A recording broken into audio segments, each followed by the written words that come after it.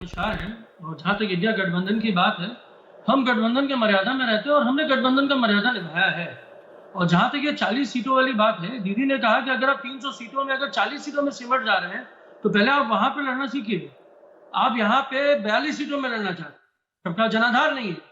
तो उन्होंने जो अधीर रंजन चौधरी की जो टिप्पणियां होती हैं, जिस तरीके से अधीर रंजन चौधरी बीजेपी के कॉन मैन की तरह वो दिख रहे हैं, बीजेपी के स्पोक्स पर्सन की तरह वो काम कर रहे हैं, इसके लिए दीदी ने अवगत कराया है कांग्रेस को। शायद कांग्रेस का कान खुले, इसमें कांग्रेस की आंख खुले।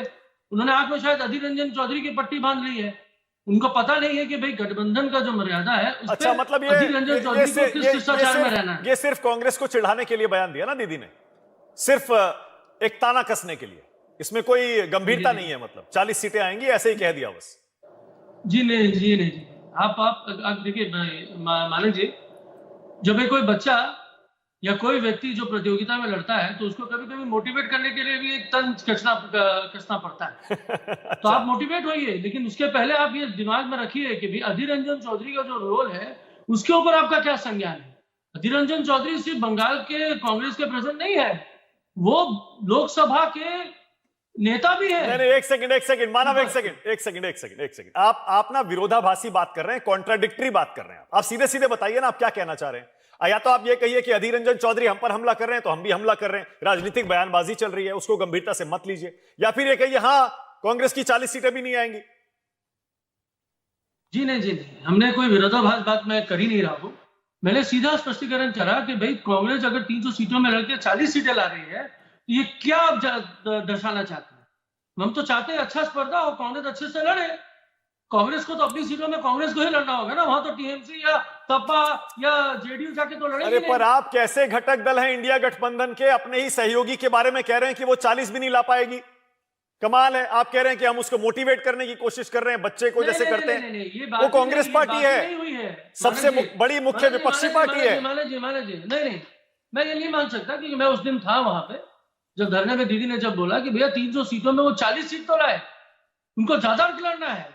कांग्रेस तो लड़ रही है, जीतने के लिए तो लड़ नहीं रही है। अगर जीतने के लिए लड़ रही होती तो उनको पता है कि जब हमारा इंडिया गठबंधन बना तो उसमें सबसे पहली बात ये हुई, जहां जहां जो दल मजबूत है तो उनको बड़ी पार्टी के रूप में सबको मानना होगा, उसी मान्यता से आपको लड़ना होगा। बंगाल में कांग्रेस और बीजेपी और सीपीएम का क्या जनाधार है ये पूरा देश जानता है। संजय राउत कह रहे हैं बंगाल में ही 40 सीटें आ सकती हैं कांग्रेस पार्टी की, पूरे देश में 150 आएंगी इस बार। इंडिया गठबंधन के घटक दल बताइए आपस में ही कांग्रेस को कितनी सीटें आएंगी, इस पर बहस कर रहे हैं। नहीं, देखिए बहस उसकी हो ही नहीं रही है, बहस तो है ही नहीं। बंगाल में 42 की 42 सीटें हम जीत रहे हैं, इसका दावा हम नहीं कर रहे हैं। ये दावा ये तो जनता जिता रही है।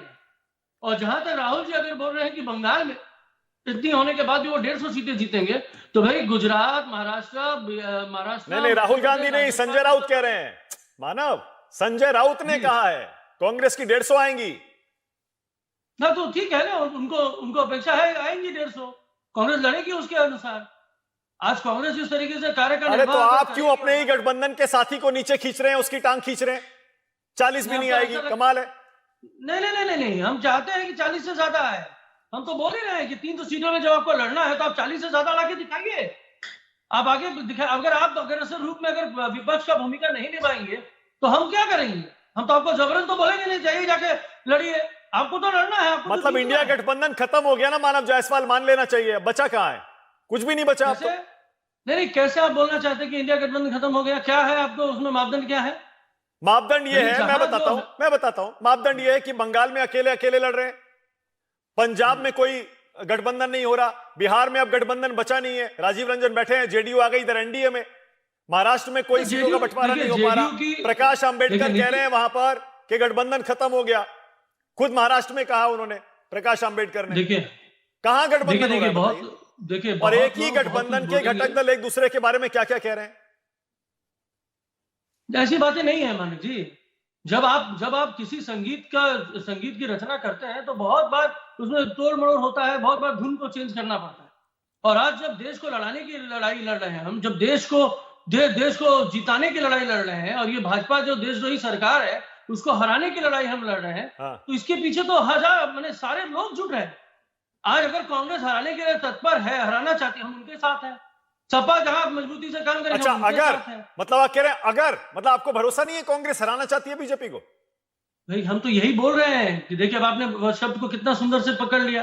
ये कांग्रेस को भी तो चिंतन करना होगा ना कि उनको हराना है तो भाई उनको किस भूमिका में रहना है। ओके बाकी जितनी भी ओके महिमा क्षेत्रीय सिंह, पार्टी है सब ऑलराइट, एकजुट होके ओके महिमा, भाजपा को लड़ा रही है, ओके भाजपा को टक्कर दे रही है, भाजपा को पछाड़ रही है। कांग्रेस का की क्या भूमिका है, कांग्रेस को तो निभानी होगी। ओके देखिए मैं आनंद जी का बड़ा सम्मान करता हूँ, निश्चित रूप से उनके पास काफी डेटा होगा कि भाई कांग्रेस जहां जहां लड़ रही है, पहले कांग्रेस डिसाइड कर ले कहां कहां कितनी सीटों में वो लड़ रही है, उसका तो आकलन हो जाएगा।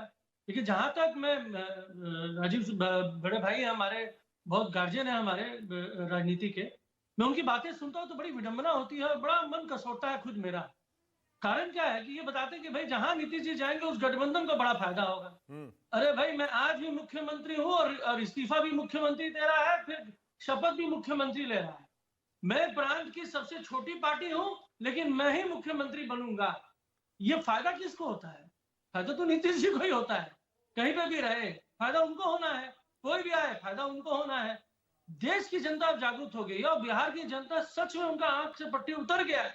वो समझ गए हैं कि जिस तरीके से नीतीश जी ने गठबंधन तो छोड़िए धोखा दिया है।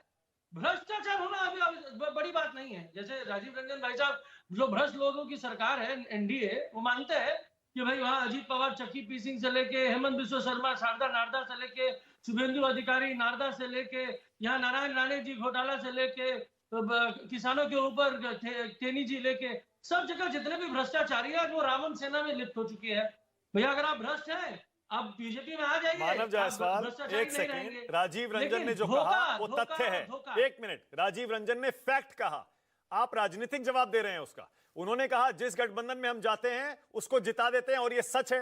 बताइए जरा, असेंबली इलेक्शन दोनों गठबंधनों के साथ लड़कर उन्होंने जीता या नहीं जीता? बताइए, जीता या नहीं जीता? हम खुद एक में सुनिए ना, हम खुद नहीं जीत पा रहे हैं, हम दूसरे को जिताने की दावा करते हैं। ये कैसे होता है जी? कितने सीटें आएंगी नीतीश कुमार जी की पार्टी को, जेडीयू को? बताइए, आपको तो पास आंकड़ा होगा। सबसे बड़ी पार्टी कौन सी है बिहार में आज के डेट में? कौन सी है? अच्छा, आरजेडी है नहीं है क्या? आरजेडी है। सबसे कमजोर पार्टी कौन सी है? ठीक है, आप सही कह रहे हैं, सीटें कम हुई हैं जेडीयू की, सही कह रहे हैं आप। तो जो मेरी खुद की क्षमता जीतने की नहीं है, मैं दूसरे को जिताऊंगा जी। ये कौन सा आकलन है, कौन सा मैथमेटिक्स है? मैंने भाई ये बहुत गोल वाला मैथमेटिक्स है। दूसरे गोला से आया है, ये दूसरे गोला में पहुंच जाए। 2015 में बताइए किसके साथ चुनाव लड़कर मुख्यमंत्री बने थे नीतीश कुमार? बताइए 2015। 1947 में मैं पैदा नहीं हुआ था। 2020 में बताइए किसके साथ लड़े थे और सीएम बने थे? बताइए। अरे मानिक जी 2010 में बताइए। अरे भाई वर्तमान नीतीश जी जितने सालों से मुख्यमंत्री है उतने सालों में तो उनका ग्राफ ऊपर चला जाना चाहिए था। वो तो ग्राफ ऐसे जा रहा है ना, ऐसे ऐसे ऐसे ऐसे ऐसे। अब ये धूमिल की तरफ जा रहे हैं। अब उनको पता है कि भाई आज अच्छा ठीक है, ओके, के साथ हुआ है, कहीं मेरे साथ ना हो जाए, कहीं मेरी पार्टी हाईजैक ना कर ले भाजपा। ओके ओके, नेता जो राज्यसभा नेता थे चले गए भाजपा में, झंडा उठा लिया भाजपा। ठीक है, ओके।